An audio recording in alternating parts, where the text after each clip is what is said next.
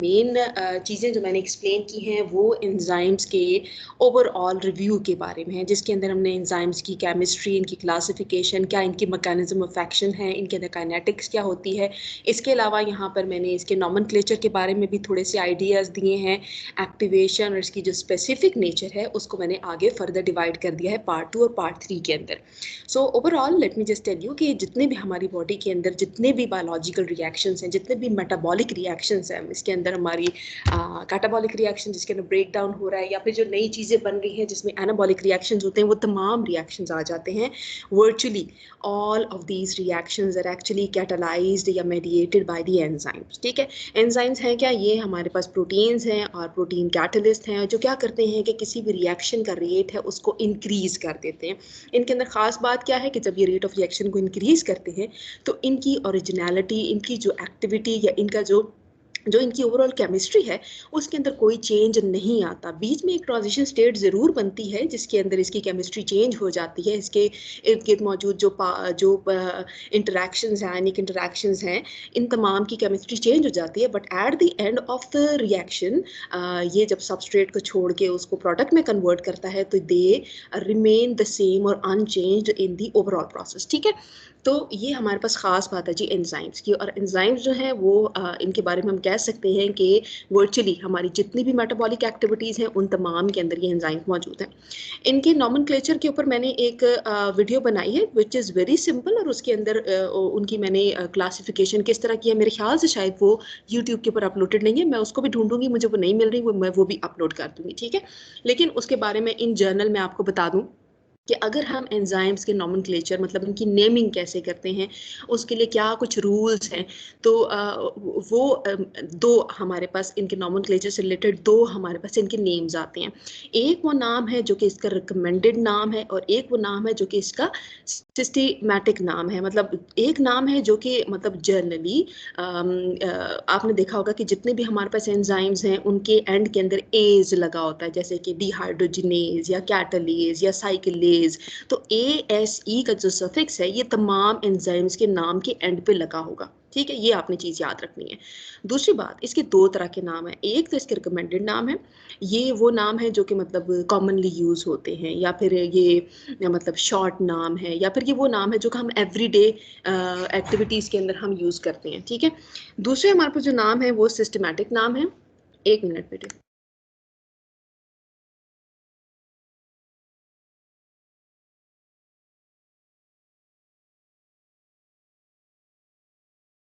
Okay, तो दूसरा जो हमारे पास नाम है वो इनके सिस्टमैटिक नाम है। जो रिकमेंडेड नाम है उनके बारे में एक चीज़ आप लोग और याद रख लें कि इनको एक तो ये कि वो डेली यूज़ के नाम है, या फिर वो नाम है जो कि किसी बंदे ने जिसको आइडेंटिफाई किया उसके लिहाज से उसको नाम दे दिया गया, या फिर हमारे पास उसकी जो सबस्ट्रेट होती है मतलब जिसकी वो एक्टिविटी को इंक्रीज करता है उसकी बेसिस के ऊपर उस एंजाइम को नाम दे दिया जाता है। फॉर एग्जाम्पल, अगर वो एंजाइम जो कि यूरिया की डिग्रेडेशन करता है उसको हम कह देंगे यूरिएज, मतलब यूरिया को डिग्रेड करने वाला। अगर कोई ग्लूकोज जो है उसकी डिग्रेडेशन कर रहा है तो उसको हम कह देंगे जी ग्लूकोसाइडेज। ओके, ये हमारे पास नाम क्या है जो कि सबस्ट्रेट के नाम से निकाले गए हैं, और ये नॉर्मली जो सा है इनका मतलब ताल्लुक किस चीज़ के साथ है, सबस्ट्रेट के साथ है। जैसे कि और उनके नाम उनके सबस्ट्रेट का नाम कई दफ़ा ये भी हो सकता है कि नाम लैटिन हो, क्योंकि हमारी इंग्लिश के अंदर बहुत से वर्ड्स हैं जो कि लैटिन लैंग्वेज के इस्तेमाल होते हैं। ये जो इटालियन बोली जाती है उसके अंदर बहुत से तमाम वर्ड ही जो है वो लैटिन है। तो अगर आप कहेंगे जी ये अगर मिल्क के ऊपर काम करने वाला कोई एंजाइम है जो कि इसको डिग्रेड कर रहा है तो हम उसको कह देंगे जी लैक्टेट डिहाइड्रोजनेज। इसके अलावा आप इस नाम से देखें कि वो हमें इसकी एक्टिविटी के बारे में भी एक हिंट दे देता है। ठीक है, अगर साइक्लेज नाम लिखा हुआ है इसका मतलब है कि वो साइक्लिक मॉलिक्यूल बना रहा है। डिहाइड्रोजनेज लिखा है इसका मतलब है कि वो हाइड्रोजन को रिमूव कर रहा है, डिहाइड्रोजिनेशन। तो dehydrogenase is the one which is removing hydrogen from what, from the substrate, जो कि अगर फॉर एग्जांपल मिल्क है तो it's going to be lactate dehydrogenase.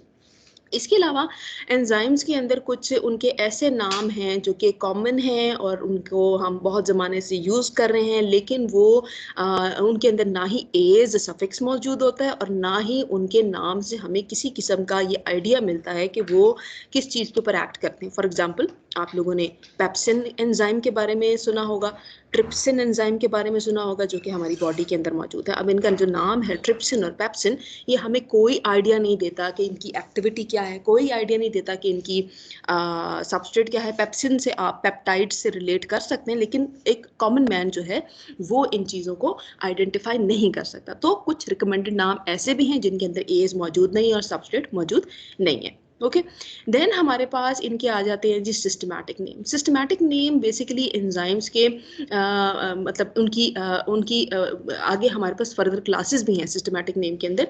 ये हमें इनके अंदर भी सफिक्स एज ज़रूर मौजूद होगा, लेकिन ये एंजाइम की कंप्लीट डिस्क्रिप्शन, कौन सी डिस्क्रिप्शन, केमिकल एक्टिविटी की डिस्क्रिप्शन के बारे में हमें इंफॉर्मेशन देता है।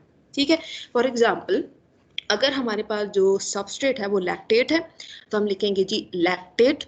और अगर ये हमारे पास ऑक्सीडो रिडक्टेज है, जिसके अंदर हमारे पास जो इलेक्ट्रॉन को एक्सेप्ट करने वाली या डोनेट करने वाली जो स्पीशी है, वो अगर फॉर एग्जांपल एनएडी मॉलिक्यूल है, तो हम इसको नाम लिखेंगे जी लैक्टेट एनएडी। जो पॉजिटिव आयंस हमारे पास ये एनएडी मॉलिक्यूल है, ऑक्सीडो रिडक्टेज।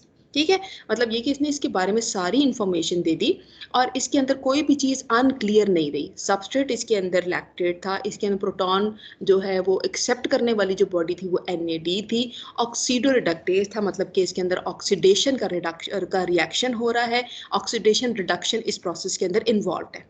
ओके, अच्छा, इसके अलावा आपको मैं जो बता रही हूँ कि मैं आपके साथ शेयर करूँगी एक और वीडियो, उसके अंदर हमारे पास एंजाइम्स की आगे फर्दर क्लासेस भी हैं। फॉर एग्जांपल जैसे मैंने आपको ऑक्सीडो रिडक्टेज बताया, इसी तरह एंजाइम्स होते हैं जो कि किसी एक ग्रुप को ट्रांसफ़र करते हैं, कैटलाइज करते हैं किसी भी कार्बन, नाइट्रोजन या फॉस्फोरस कंटेनिंग ग्रुप को from one substrate to the other transfer कर रहे हैं। इस वजह से उनको हम नाम देंगे जी ट्रांसफरेज।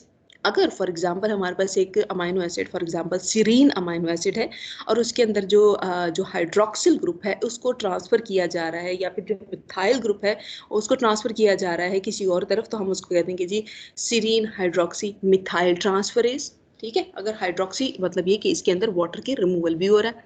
तीसरे हमारे पास एक क्लास है जी एंजाइम्स की, जो कि जिनको हम हाइड्रोलेजेस कहते हैं। हाइड्रोलेजेस वो होते हैं जिनके अंदर वाटर का एडिशन हो रहा है। ठीक है, ये तमाम नाम कौन से नाम है, सिस्टमैटिक नाम है जो कि उसकी एक्टिविटी को बताते हैं। तो सिस्टमैटिक नाम के लिहाज से हमारे पास एंजाइम की 6 क्लासेस हैं। उनके अंदर we have oxidoreductases, we have transferases, we have hydrolases. इसके अलावा हमारे पास जो ब्रेक डाउन करते हैं लाइएजेस होते हैं, आइसोमरेज होते हैं जो कि उसकी डी कन्फर्मेशन को एल कन्फर्मेशन में चेंज कर देते हैं। या फिर हमारे पास ऐसे एंजाइम भी होते हैं जो कि लाइगेशन का काम करते हैं। ये DNA की जब हमारे पास स्ट्रैंड बनती है तो लाइगेज एंजाइम के बारे में आप लोगों ने प्रीवियसली पढ़ा होगा, राइट। तो ये हमारे पास एंजाइम की क्लासिफिकेशन भी हो गई उनकी एक्टिविटी के लिहाज से। इसके अलावा ये उनकी I mean you can say कि ये इनका नॉमेनक्लेचर हो गया, एक रिकमेंडेड और दूसरा इनका जो कि मतलब सिस्टमैटिक नेम है। इसके अलावा यहाँ पर हमारे पास ओके ये एंजाइम की यहाँ पर केमिस्ट्री है और यहाँ पर इसकी एक्टिव साइट के बारे में कुछ इन्फॉर्मेशन है जो कि मैंने आप लोगों के साथ शेयर किया है। ये आप अगर इस वीडियो के देख सकते हैं। ठीक है, यहाँ पर एंजाइम की प्रॉपर्टीज़ हैं। अब एंजाइम जो है इनके अंदर इनका अगर हम स्ट्रक्चर देखें, ये आपके सामने एक एंजाइम का स्ट्रक्चर बना हुआ है और इस एंजाइम के स्ट्रक्चर के अंदर आप देख सकते हैं कि ग्रीन कलर का हमारे पास एपो एंजाइम है, को एंजाइम क्या होता है और ये तमाम चीज़ें क्या होती हैं। इन तमाम की मैं आपको इन्फॉर्मेशन जो चीज़ें हैं मैं आपको बताती हूँ। फर्स्ट ऑफ ऑल मैं आप लोगों को एक्टिव साइट के बारे में बता दूँ। एक एंजाइम के बारे में एक चीज़ आपने याद रखनी है कि क्या करता है कि केमिकल रिएक्शन की वेलोसिटी को इंक्रीज करता है, स्पीड को इंक्रीज करता है, लेकिन खुद वो इस रिएक्शन के अंदर कंज्यूम नहीं होता, मतलब खुद को चेंज नहीं करता। एक्टिव साइट क्या होती है जी, किसी भी एंजाइम मॉलिक्यूल के अंदर एक स्पेशल पॉकेट लाइक स्ट्रक्चर होता है। जैसे यहाँ पे आप ग्रूव देख रहे हैं ना, ये पॉकेट देख रहे हैं, इस तरह की एक स्पेशल पॉकेट, या इसको हम क्लेफ्ट भी कह लें या फिर एक सर्टन पार्ट कह लें, जो कि हमारे पास इसकी एक्टिव साइट कहलाता है। अब इस एक्टिव साइट के अंदर होता क्या है, इस एक्टिव साइट के अंदर सर्टन अमाइनो एसिड, क्योंकि एंजाइम प्रोटीन है ना तो ये अमाइनो एसिड से मिलकर बना है, तो एक्टिव साइट के अंदर सर्टन अमाइनो एसिड्स होते हैं जो कि सबस्ट्रेट के साथ जाके बाइंड करते हैं। सबस्ट्रेट के साथ जाके बाइंड करते हैं, एंजाइम सबस्ट्रेट कॉम्प्लेक्स बनाते हैं, और ये जो हमारे पास बाइंडिंग होती है इसकी वजह से हमारे पास जो एंजाइम होता है, क्योंकि ये प्रोटीन है और इसके अंदर जब इसकी बाइंडिंग होगी ऑब्वियसली इसके अंदर जो इंटरेक्शंस थी वो तमाम चेंज होंगे। रिजल्ट में इसका 3 डायमेंशनल स्ट्रक्चर या इसकी जो कॉन्फर्मेशन होती है वो चेंज हो जाती है। कॉन्फर्मेशन चेंज होने के बाद क्या होता है कि एंजाइम सबस्ट्रेट के अंदर इसको चेंज कर देता है और खुद एंजाइम उससे अलग हो जाता है, प्रोडक्ट बन जाता है, सबस्ट्रेट में चेंज हो जाता है और उसके बाद प्रोडक्ट के अंदर चेंज होता है सबस्ट्रेट और उसके बाद ये इससे अलग हो जाता है। किसी भी एंजाइम की जो एक्टिविटी होती है या एफिशिएंसी होती है उसको हम एंजाइम की कैटालाइटिक एक्टिविटी कहते हैं, ठीक है। अब ये कैटालाइटिक एक्टिविटी को हम किस तरह मेजर कर सकते हैं कि जो कोई भी नॉर्मल रिएक्शन जो कि मतलब एंजाइम के बगैर हो रहा है और एक रिएक्शन जिसके अंदर एक एंजाइम मौजूद है, तो किसी भी रिएक्शन अगर उनका रेट देखा जाए कि कितनी ज़्यादा उसकी एफिशिएंसी इंक्रीज कर दी तो हम कह सकते हैं कि जो एंजाइम कैटालाइज्ड रिएक्शंस होते हैं वो ऑलमोस्ट नॉर्मल रिएक्शन से 10⁻³ टाइम्स या 10⁻8 times faster होते हैं as compared to the reactions which are like not catalyzed by an enzyme, ठीक है। एक इसके अलावा एक और हमारे पास जी टर्म है जो कि आपको पता होनी चाहिए जिसको हम टर्न ओवर नंबर कहते हैं, वो भी एंजाइम के अंदर इसी लेक्चर्स के अंदर मैंने आपको दी है। टर्न ओवर नंबर क्या होता है जी? टर्न ओवर नंबर होता है कि कितने मॉलिक्यूल, कितने प्रोडक्ट के मॉलिक्यूल प्रोड्यूस हुए हैं, सबस्ट्रेट के कितने मॉलिक्यूल्स को प्रोडक्ट में चेंज किया है एक एंजाइम ने पर सेकेंड, एक सेकंड के अंदर कितने सबस्ट्रेट को प्रोडक्ट में चेंज कर दिया है, इसको हम टर्न ओवर नंबर कहते हैं। और इसको अगर मैथमेटिकल टर्म के अंदर क्या किस सिंबल से रिप्रेजेंट किया जाता है तो इसको हम के लिख के और साथ में उसके कैट लिख देते हैं, ठीक है। उसको सबस्क्रिप्ट कैट के तौर पे लिखा जाता है which is actually representing the turn over number which is the number of substrate molecules which are converted into product molecule by the activity of the enzyme in 1 second. इसके अलावा जो हमारा एंजाइम है उसके अंदर कुछ खास ये बात होती है कि हर एंजाइम स्पेसिफिक होता है। मतलब ये नहीं है कि एक एंजाइम जो उनसे वो जिस्म के अंदर किसी भी रिएक्शन को जाके एक्टिवेट कर दें या उनको उनकी उनकी स्पीड को इंक्रीज कर दें।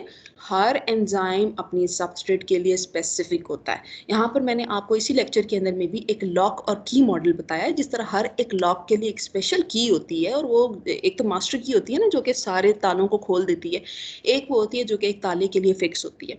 तो यहाँ पर भी हमारे पास एंजाइम जो है समझ लें कि वो एक ताला है और उसकी जो सबस्ट्रेट है वो एक की है जो कि हमेशा स्पेसिफिक है। एंजाइम्स आर ऑलवेज स्पेसिफिक और वो सिर्फ एक सबस्ट्रेट या एक सर्टन प्रॉपर्टीज वाली सबस्ट्रेट के साथ रिएक्ट करेगी और उसको उसके रिएक्शन को इंक्रीज करेगी और साथ में प्रोडक्ट की प्रोडक्शन करेगी। अच्छा, यहाँ पर आपके सामने जी एपो एंजाइम लिखा हुआ है।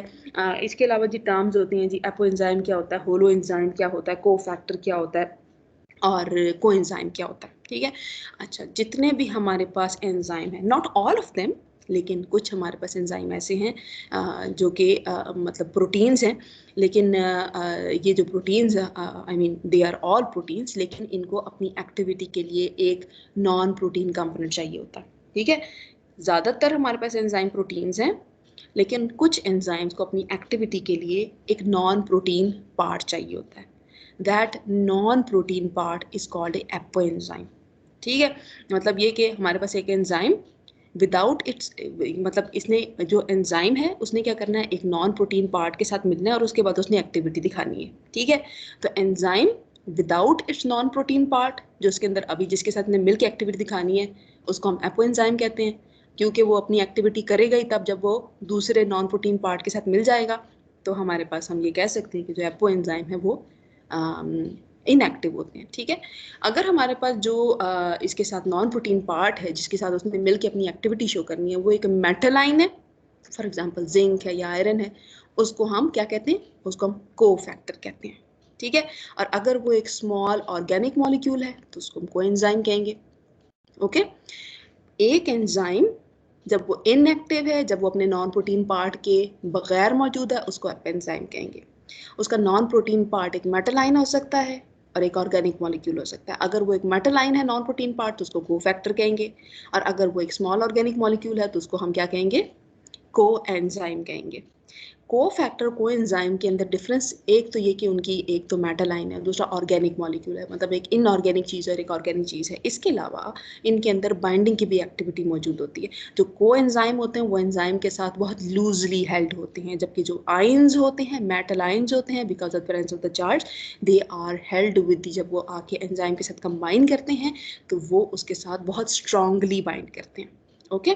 अच्छा, अब वो एंजाइम जो कि अपने को फैक्टर या को एंजाइम मतलब नॉन प्रोटीन पार्ट के साथ जाके कंबाइन कर जाता है और वो एक्टिव हो जाता है, that is called a holo enzyme, okay. Apo enzyme क्या था, जो इनएक्टिव स्टेट थी, जबकि हमारे पास होलो एंजाइम क्या था, जो कि इसकी एक्टिव फॉर्म थी। ठीक है, इसके अलावा हमारे पास एक और टर्म जी इस्तेमाल की जाती है, जो कि मैंने इस ग्रुप के अंदर, इसके अंदर भी इस्तेमाल की है, जो कि हमने हीमोग्लोबिन के अंदर भी पढ़ी थी। उसका नाम था जी प्रोस्थेटिक ग्रुप। प्रोस्थेटिक ग्रुप भी हमारे पास समझ लें कि नॉन प्रोटीन पार्ट्स हैं, जो कि किसी भी एंजाइम के साथ जाके कंबाइन करते हैं और उसके बाद उसकी एक्टिविटी को इंक्रीज कर देते हैं। ठीक है, अच्छा उसके बाद इस लेक्चर के अंदर क्या है, ओके लेट मी सी। ओके, ये चीज़ हम कर चुके। अच्छा, आगे हमारे पास एंजाइम का स्ट्रक्चर, ठीक है, ये एक्टिव साइट में आपको बता चुकी है, इसके अंदर ये चीज़ें हो गई।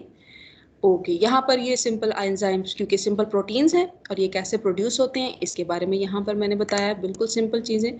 वो एंजाइम जो कि विद इन द सेल काम करेंगे, दे आर इंट्रासेलर, जो आउटसाइड काम करेंगे, they are extracellular enzymes. Enzyme secrete कैसे होते हैं न्यूक्लियस के अंदर, जीन्स की या ट्रांसक्रिप्शन हुई, फिर ट्रांसलेशन हुई हमारे पास एंडोप्लाज्मिक ग्राफ, एंडोप्लाज्मिक रेटिकुलम के अंदर, उसके बाद गोल्जी बॉडी, और उसके बाद प्रोटीन जो एक्स्ट्रा सेलुलर एंजाइम्स हैं, they would just move out. ठीक है, ये हमारे पास सिंपल ये फर्स्ट लेक्चर के अंदर ये चीज़ थी। उसके बाद मैं निकालती हूँ जी हमारा lecture number 2। Okay, enzyme part 2। Okay, this is enzyme part 2 और यहाँ पर हमारे पास आ जाती है जी एंजाइम की काइनेटिक्स। और ये देखें, ये हमारे पास सबस्ट्रेट के साथ ये बाइंड कर रहा है, ये हमारे पास एंजाइम है, सबस्ट्रेट के साथ बाइंड कर रहा है, एंजाइम सबस्ट्रेट कॉम्प्लेक्स बनाता है और उसके बाद it produces product. Enzyme substrate के साथ जब कंबाइन किया है और इसके अंदर जो चेंजेस आते हैं, that is called the transition state. असल में जो एंजाइम है जब वो एक्टिविटी करता है तो वो किस तरह एक्टिविटी करता है, ठीक है। किसी भी एंजाइम की एक्टिविटी, कोई भी जो सबस्ट्रेट है, जब वो प्रोडक्ट के अंदर चेंज होना होता है तो उसके बीच में एंजाइम सबस्ट्रेट और प्रोडक्ट के बीच में जो इंटरमीडिएट स्टेज होती है किसी भी रिएक्शन में, for example A is being converted into B, तो ए से बी में जो चेंज होने का जो सफ़र है, इस दौरान एक स्टेज होती है जिसके अंदर मतलब ए जो है वो बी के अंदर चेंज हो रहा होता है, that is called transition state. और जो ट्रांजिशन स्टेट होती है उसकी एनर्जी हायर होती है as compared to the energy of the substrate. तो यहाँ पर हमारे पास एंजाइम क्या करता है कि ये ट्रांजिशन स्टेट के साथ, ट्रांजिशन स्टेट के अंदर जब सबस्ट्रेट के साथ कंबाइन करता है, ये उसकी एक्टिवेशन एनर्जी को लो कर देता है, जिसकी वजह से कोई भी रिएक्शन पॉसिबल होता है। और ये असल में जो रेट ऑफ रिएक्शन है ये एक्चुअली डिपेंड करता है कि जो सबस्ट्रेट मॉलिक्यूल है उनके पास कितनी एनर्जी मौजूद है। उनके पास, बेचारों के पास एनर्जी लो होती है, राइट। और जब हमारे पास एंजाइम उनके साथ कंबाइन करता है और ये ट्रांजिशन स्टेट करता है तो वो ज़्यादा से ज़्यादा सबस्ट्रेट मॉलिक्यूल को एनर्जी देता है, जिसकी वजह से they get converted into product, right. बस ये पार्ट 2 के अंदर ये है। ये के कैट हमारे पास वही टर्नओवर नंबर है जिसके बारे में मैंने आपको बताया था कि कितने हमारे पास सबस्ट्रेट को कन्वर्ट कर देगा इनटू प्रोडक्ट पर second, that is called turnover number. ये हमारे पास काइनेटिक्स की बात आ रही है यहाँ पे। ओके, ये हमारे पास टाइम के साथ एंजाइम है, ये सबस्ट्रेट के साथ एंजाइम सबस्ट्रेट कॉम्प्लेक्स, और उसके बाद हमारे पास ये हमारे पास प्रोडक्ट बन रहा है और ये एंजाइम सबस्ट्रेट कॉम्प्लेक्स है। This is the transition state, ठीक है। यहाँ पर सबस्ट्रेट की कॉन्सेंट्रेशन रिड्यूस हो रही है, प्रोडक्ट की कॉन्सेंट्रेशन इंक्रीज हो रही है, ठीक है। और यहाँ पर हमारे पास रेट ऑफ रिएक्शन है which is dependent upon the molar concentration of decrease in substrate concentration over time which is equal to increase in the product concentration over time, ठीक है। और ये हमारे पास यूनिट इसके अंदर कॉन्सेंट्रेशन पर टाइम है। ओके, यहाँ पर हमारे पास जो वेलोसिटी होती है या रेट ऑफ रिएक्शन होता है, this depends upon the rate of decrease in molar concentration of substrate over time which is equal to the increase in the concentration of the product over time, this is called velocity. और ये हमारे पास जो V max है, ये हमारे पास maximum velocity है जो कि डिपेंड करती है बहुत सी चीज़ों के ऊपर। यहाँ पे देखें सबस्ट्रेट के ऊपर भी ये डिपेंड करती है। एंड देन वी मैक्स हमारे पास हाफ क्या है, वो जिसके ऊपर half V max this value जिसके अंदर हाफ हमारे पास substrate is being converted into product, this is called the half Vmax, and this value is also called as Km. Okay, right, इस पूरे लेक्चर के अंदर यही चीज़ है, ठीक है। अब इस लेक्चर से रिलेटेड कुछ चीज़ें हैं जो कि मैं आप लोगों को बताना चाह रही हूँ, ठीक है। एक तो मैंने आपको बता दिया कि रेट ऑफ रिएक्शन जो है वो किस चीज़ पे डिपेंड करता है, फ्री एनर्जी जो है वो कितनी मौजूद है, रेट ऑफ रिएक्शन क्या है। तो ये हमारे पास जो पूरे एंजाइम्स होते हैं ये क्या करते हैं कि ये ट्रांजिशन स्टेट जो बन रही थी इसको स्टेबलाइज करते हैं, और स्टेबलाइजेशन के बाद इसकी जो मेन सबस्ट्रेट है उसकी एनर्जी को लोअर कर देते हैं, as a result of which the substrate is converted into product. Product. Okay, यहाँ पर कुछ चीज़ें मैं आपको बताना चाहती हूँ। कौन कौन से फैक्टर्स हैं जिनके ऊपर रिएक्शन की वेलोसिटी जो है या रिएक्शन का रेट है वो डिपेंड करता है। फर्स्ट ऑफ ऑल सबस्ट्रेट की कॉन्सेंट्रेशन, जो कि आप यहाँ पर इसके अंदर भी देख सकते हैं, जो ग्राफ के अंदर भी है। जितना ज़्यादा हमारे पास सबस्ट्रेट होगा उतना ज़्यादा मतलब वेलोसिटी जो सी है वो नंबर ऑफ सबस्ट्रेट मॉलिक्यूल के ऊपर डिपेंड करती है। जितने ज़्यादा नंबर ऑफ सबस्ट्रेट कन्वर्ट होंगे इनटू प्रोडक्ट उतनी ज़्यादा हमारे पे वेलोसिटी होगी। So we can say that there is a direct relationship between the concentration of the substrate and the velocity of the reaction. But अगर हमारे पास सबस्ट्रेट की concentration बहुत ज़्यादा हाई हो जाएगी तो हमारे पास number of substrate molecule that are able to combine with the enzyme to produce the enzyme substrate complex या ट्रांजिशन स्टेट वो रिड्यूस हो जाएगा। As a result of which ये हमारे पास जो प्लेट्यू है या सीधी लाइन है ये तब आ जाएगी जब हमारे पास सबस्ट्रेट की कॉन्सेंट्रेशन बहुत ज़्यादा हाई हो जाएगी। सेकेंड ये हमारे पास आता है टेम्परेचर। जैसे जैसे हमारे पास रेट ऑफ रिएक्शन जो सा है वो टेम्परेचर इंक्रीज होगा, रेट ऑफ रिएक्शन इंक्रीज हो जाएगा, क्योंकि यू नो टेम्परेचर इंक्रीज होने से क्या होता है कि जो सबस्ट्रेट मॉलिक्यूल है they are going to gain energy. ठीक है, लेकिन when we have a very high temperature, you know, the enzymes they are protein in nature और high temperature के ऊपर they are going to denature, और जब ये denature हो जाएंगे तो ये अपनी एक्टिविटी को खो देंगे। Then we also have pH, वो भी एक फैक्टर है जो कि हमारे पास डिटर्मिन करता है रेट ऑफ रिएक्शन। और you also know, हमने pH के बारे में पढ़ा है कि जो pH होता है वो क्या करता है, it is the molar concentration of pH। क्या होता है, हाइड्रोजन आयन कॉन्सेंट्रेशन होता है ना। तो हमारे पास क्या होता है कि जब pH हम चेंज करेंगे तो मैंने आपको बताया था कि ये एक क्योंकि एंजाइम इज ए प्रोटीन और प्रोटीन के अंदर जो एक्टिव साइट है, एक्टिव साइट के ऊपर सबस्ट्रेट के साथ जहाँ पे उसने कंबाइन करना होता है वहाँ पर चार्जेस मौजूद हैं जो कि सबस्ट्रेट को अपने साथ जोड़ते हैं। और ये हमारे पास जो चार्जेस मतलब इनके पास आयनिक इंटरेक्शन मौजूद है। अगर pH इंक्रीज या डिक्रीज करेंगे तो नंबर ऑफ प्रोटॉन्स या चार्ज इनकी जो साइट या सरफेस है उसके अंदर चेंजेस आ जाएंगे। अगर ये खुद को स्टेबलाइज नहीं कर सकेगा, बहुत ज़्यादा हाई या बहुत ज़्यादा लो pH होगा, रिजल्ट के अंदर प्रोटीन मतलब जो एंजाइम है इट्स गोइंग टू डीनेचर। अच्छा, अब यहाँ पर जो है बेटे आप लोगों के पास ये जो ये पार्ट है एंजाइम काइनेटिक्स, इसके अंदर बेसिकली जो रिएक्शन है इसको रिप्रेजेंट किया गया है। It is based on A model या फिर एक इक्वेशन है जिसको हम मिकालिस-मेंटन इक्वेशन कहते हैं। मिकालिस-मेंटन इक्वेशन हमारे पास कहती क्या है, मिकालिस-मेंटन इक्वेशन हमें रिलेशनशिप बताती है बिटवीन दी इनिशियल रिएक्शन का जो रेट है उसके ऊपर, इसके अलावा मैक्सिमम जो वेलोसिटी जो ये कर सकता है, इसके अलावा सबस्ट्रेट की कंसंट्रेशन। ये जो आपको यहाँ पर तमाम कंपोनेंट नजर आ रहे हैं इनके बीच में जो रिलेशनशिप है वो हमें जो इक्वेशन बताती है दैट इज कॉल्ड मिकालिस-मेंटन इक्वेशन। आपके पास लिपनकॉर्ट के बुक के अंदर this equation is explained like really well, जिसके अंदर एंजाइम सबस्ट्रेट के साथ कंबाइन कर रहा है, रिजल्ट में एंजाइम सबस्ट्रेट कॉम्प्लेक्स बना रहा है और वो एंजाइम सबस्ट्रेट कॉम्प्लेक्स आगे जाके एंजाइम और साथ में प्रोडक्ट बना रहा है। ठीक है, और जिस तरह हमें पता है कि रेट ऑफ फॉरवर्ड रिएक्शन के एक कांस्टेंट होता है, ये रिएक्शन हमारे पास एंजाइम का जो सबस्ट्रेट कॉम्प्लेक्स बनता है ये वापस एंजाइम सबस्ट्रेट के अंदर भी मतलब टूट सकता है, ये वापस सबस्ट्रेट भी बना सकता है और ये प्रोडक्ट भी बना सकता है। ठीक है, so it is a reversible reaction.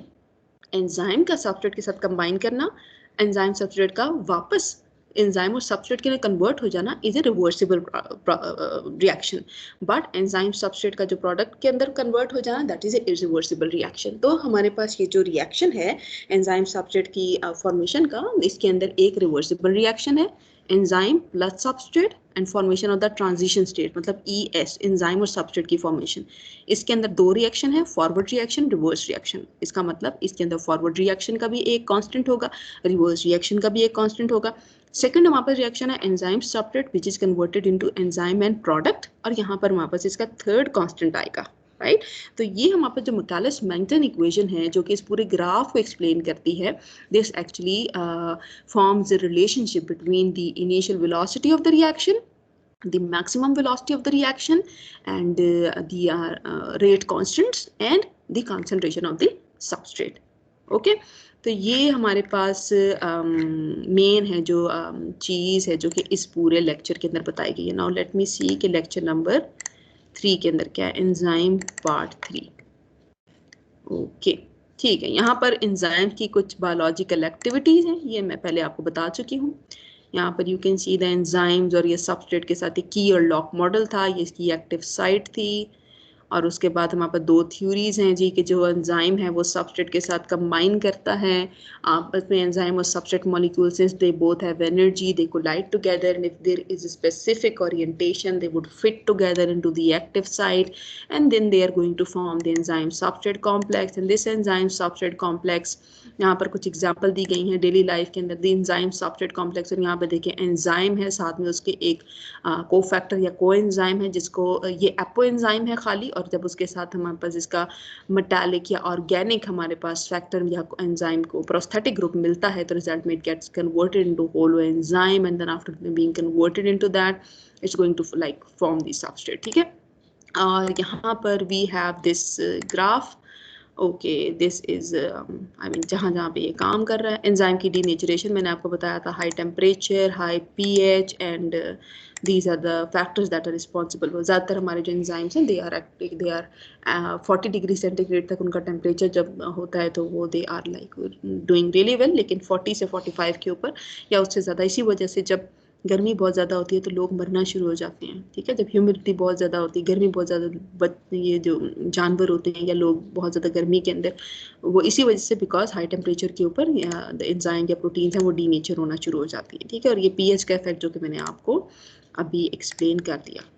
ठीक है जी, ओके, यहाँ पर हमारे सारे जो एंजाइम पार्ट 1, 2 और 3 थे इनको मैंने एक्सप्लेन कर दिया आपको, और जो एंजाइम का नॉमेनक्लेचर है उसकी वीडियो में ढूंढूंगी and I am going to share that with you. Okay.